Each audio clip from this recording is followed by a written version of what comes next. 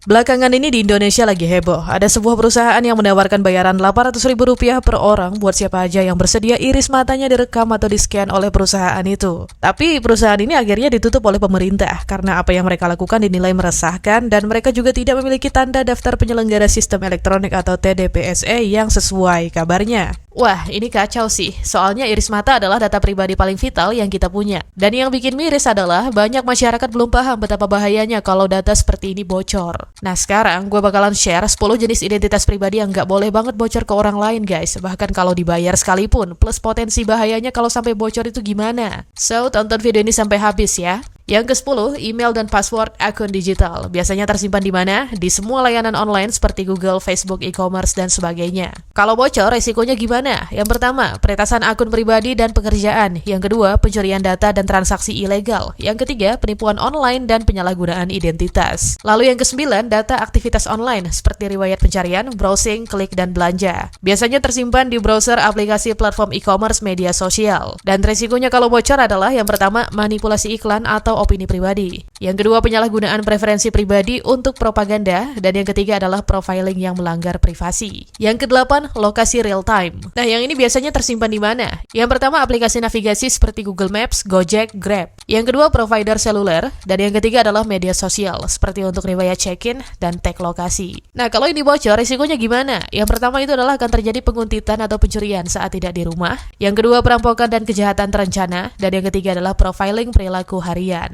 Lanjut yang ketujuh adalah rekam medis pribadi. Biasanya ini tersimpan di mana? Di rumah sakit, klinik, aplikasi kesehatan digital, dan BPJS. Kalau bocor, risikonya gimana? Yang pertama, diskriminasi dalam pekerjaan atau asuransi. Yang kedua, penyebaran informasi sensitif atau aib. Dan yang ketiga adalah stigma sosial terhadap penyakit tertentu. Terus yang keenam, nomor induk kependudukan atau NIK dan nomor kartu keluarga atau nomor KK. Biasanya tersimpan di mana? Di IKTP, sistem pemerintahan, bank, aplikasi pinjol, dan marketplace. Kalau bocor, risikonya gimana? Yang pertama, penyalahgunaan untuk pinjaman online ilegal. Yang kedua, pembuatan akun palsu atas nama Anda. Dan yang ketiga adalah masalah hukum akibat kejahatan identitas. Lanjut yang kelima adalah voice print atau cetakan suara. Ini biasanya tersimpan di mana? Di call center, sistem verifikasi suara di bank, aplikasi voice ID. Dan resikonya jika bocor apa? Yang pertama, pemalsuan suara menggunakan teknologi AI atau voice cloning. Yang kedua, penipuan via telepon atau phishing. Dan yang ketiga adalah akses tidak sah ke sistem berbasis suara. Apalagi sekarang AI itu kan lagi gila banget ya, jadi waspada.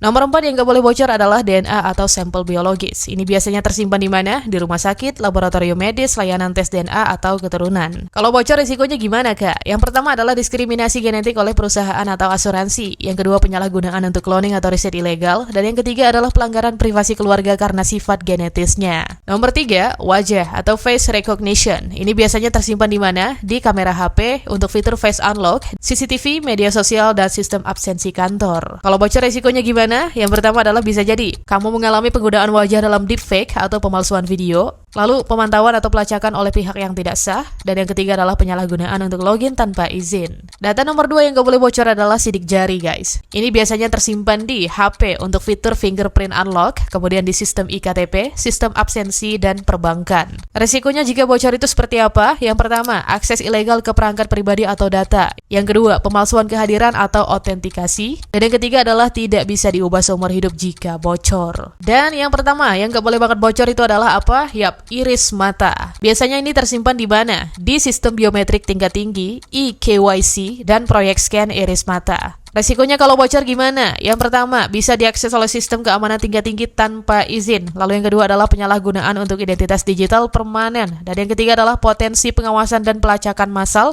Lalu yang keempat adalah ini tidak bisa diganti seumur hidup. Jadi jangan dijual ya. Share video ini ke keluarga kalian, teman kalian, dan kerabat kalian. Jangan sampai pada jadi korban.